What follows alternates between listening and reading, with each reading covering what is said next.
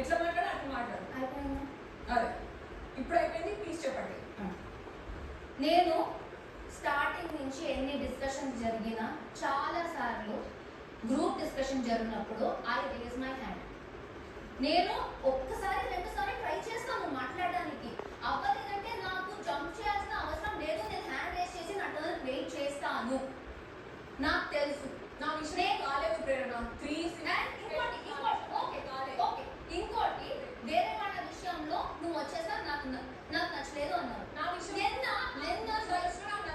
నిన్న రాత్రి జరిగిన దాంట్లో ప్రతి నువ్వు రేస్ చేసిన పాయింట్ అంతా నీకోసం కాదు, నీకోసం కాదు.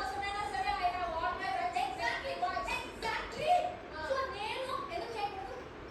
ఎవరి ఇష్టమైనా సరే నా ఇష్టం, నేను రేస్ చేయవచ్చు అన్నప్పుడు నీకొకటి నాకు తెలియదు. డెఫినెట్గా yes I agree you can raise the point. కానీ అక్కడ అవతల వాళ్ళు ఆర్గ్యూ చేస్తున్నారా లేకపోతే ఆయనకి సపోర్ట్? అరే మేడం నేనే మీరు కూడా ఆర్గ్యూ చేస్తున్నారు మేడం.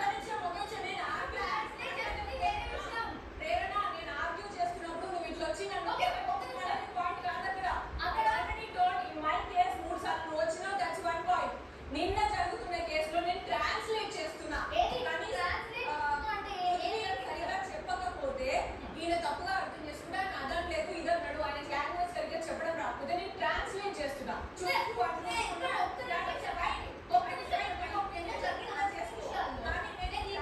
చేస్తున్నప్పుడు నువ్వు యూ హ్యావ్ టు లిసన్. నేను ఆర్గ్యూ చేస్తున్నా, నేను ఒకరికి సపోర్ట్ చేస్తున్నానా, వాళ్ళు హెల్ప్ చేస్తున్నానా అని చూసి మాట్లాడాలి.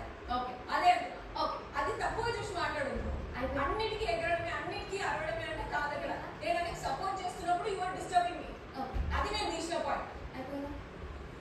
నిన్న జరిగిన విషయంలో అక్కడ అందరూ కూర్చున్నప్పుడు ఎన్నిసార్లు నాకు ఎంత అనిపించినా నేను ఆమెకు చెప్పాను.